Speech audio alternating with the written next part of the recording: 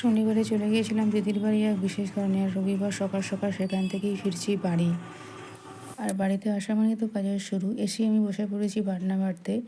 আজকে হবে পাবদা মাছের ঝোল, তাই প্রথমে বেটে নিয়েছি জিরে, কালো জিরে আর কাঁচা লঙ্কা। এখন আমি বাটছি ধনে জিরে।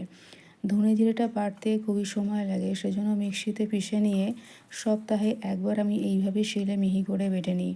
আর এই যে দেখছো কেকের চামচটা আমি এই বাটনা বাটতে ব্যবহার করছি, এটা দিয়েই বারবার আমি বাটনাটা বাটি। তাতে কী হয়, হাতে কোনো রকম জ্বালাও করে না আর হাতে বারবার ধরে না। এইভাবে বাটনা বাটার সময় এই চামচটাকে আমি প্রতিবারই নিয়ে থাকি। পাবদা মাছের ঝোল করার জন্য প্রথমে শাশুড়ি মা এখানে পাবদা মাছগুলো ভালো করে ভেজে নিচ্ছে। এই যে মাছগুলো ভাজা হতে দিয়েছে, কড়াইতে ভালো করে নেড়ে চেড়ে ভাজা করার সময় ভালো করে বড়িগুলো সিদ্ধ করে নিচ্ছে। এদিকে বেগুন আর শিম তো আগে থেকেই সিদ্ধ করে রেখে দিয়েছে মাছের ঝোলে দেবার জন্য। এদিকে বরের জামা কাপড় কাচতে আমি চলে এসেছি ছাদে। ঘষে ঘষে তো আমার হাতটাই পুরো ব্যথা হয়ে গেল। জামা কাপড়ে যা নোংরা হয়, প্যান্টের যে অবস্থা, রাগের চোটে আমার মুখের অবস্থা দেখো কী হয়েছে। এখন দুপুরে সবাই খেতে বসে পড়েছি, তো টেবিলে সব একসঙ্গে খাওয়া দাওয়া চলছে। আজকে দুপুরে মেনুতে ছিল পাবদা মাছের ঝোল, শাকের তরকারি আর মূলো দিয়ে লাউ দিয়ে ডাল। দুপুরে খাওয়া দাওয়ার পর একটু রেস্ট করে আমি রেডি হয়ে নিচ্ছি বেলুড়মঠ যাবার জন্য। যদিও আমাদের অনেক আছে, কিন্তু যাওয়াই হয় না। কিন্তু আজকে কি মনে হলো একবার ঘুরে আসি, তাই সময় করে বেরিয়েই পড়লাম। এই যে বেরিয়ে পড়েছি, এই যে দেখতে দেখতে চলেও এলাম। নামতেই দেখলাম কি প্রচুর ভিড়, প্রচুর লোকজন সেখানে যাচ্ছে। বর এখানে বাইকটা পার্ক করছে, তাই কিছুক্ষণ দাঁড়িয়ে আজকে আমি মেনলি বেলুড়মঠে গিয়েছিলাম শুধুমাত্র ফুল দেখার জন্য, কারণ এই শীতের সময় এখানে ফুলগুলো এত সুন্দরভাবে সাজায় যে দেখতে অপূর্ব লাগে। এই যে চারিদিকে খালি ফুলের টোপ সুন্দরভাবে সাজানো রয়েছে। যতদূর দৃষ্টি যায় শুধু ফুল আর ফুল, ফুলের যেন আর শেষ নেই। এত ফুল একসঙ্গে দেখে মনটা খুব ভালো লাগছিল, এত আনন্দ লাগছিল যে কি বলবো। ফুলগুলো খুব দারুণভাবে সাজানো ছিল, আর রং বেরঙের ফুল, চারিদিকে ফুল আর ফুল। এত ফুল একসঙ্গে দেখে সত্যি সে ওখান থেকে আসতে আর ইচ্ছা করছিল না। এই যে আমি এখানে দাঁড়িয়ে আছি, এটাই বেলুড়মঠের মেন মন্দির, রামকৃষ্ণদেবের মন্দির এটা। তো এখানে খানিক্ষণ দাঁড়িয়েছিলাম, বর আমার একটু ছবি তুলে দিচ্ছিল। আর এখানেও সুন্দরভাবে ফুলগুলো সাজানো ছিল, টবের উপর ফুলগুলো সুন্দরভাবে সাজিয়ে এখানটা ডেকোরেশন করা ছিল।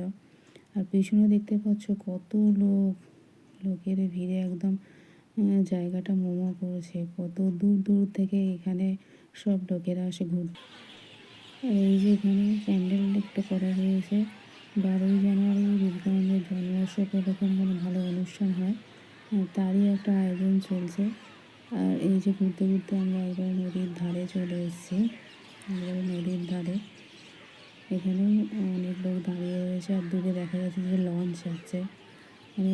লোকের ভিড় আর চারিদিকে শুধু।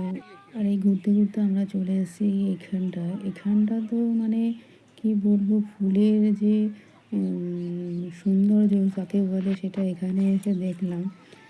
একসাথে এত গোলাপ ফুটে রয়েছে যে দেখে একদম তাক লেগে যাবে। বিভিন্ন রঙের গোলাপ রয়েছে, তার মধ্যে গোলাপি, লাল, সাদা, হলুদ। আর গোলাপগুলো এত সুন্দরভাবে ফুটে রয়েছিল যে কি বলবো, সেখান থেকে আর চোখ সরানোই যাচ্ছিল না। অপূর্ব এক দৃশ্য, যা নিজের চোখে না দেখলে বিশ্বাস করা যায় না। দেখে আর কি বলে কাউকে বোঝানো যাবে না, এত সুন্দর ফুলগুলো লাগছিল। তো কী বলবো, আমি আমার বরকে বলছিলাম ভালো করে ভিডিওটা করে দিতে। গোলাপটা একদম বড় বড় একদম ফুটে রয়েছে, একদম তাজা তাজা। আরও চারপাশে ফুল, কত ফুল, ফুল দেখে দেখে আর শেষ হচ্ছে না। চারিদিকে ফুল আর ফুল, ফুল আর ফুল। ফুলের যেন একবারে মেলা চলে এসছে। যদি কেউ শুধুমাত্র ফুল দেখতে কোনো জায়গায় যেতে চায়, তাকে আর কোথাও যেতে হবে না, এই বেলুড়মঠে এলেই তার ফুল দেখার শখ তো মিটে যাবে, আমি এটা গ্যারেন্টি দিয়ে বলছি। এদিকে সন্ধ্যা নেমে আসে, তাই আবার বাড়ির জন্য বেরিয়ে পড়লাম। এই যে সব কিছু দেখে শুনে এবার সেখান থেকে ফিরে আসি। আর এই সময় বড় একটু ভিডিওটা করে দিল।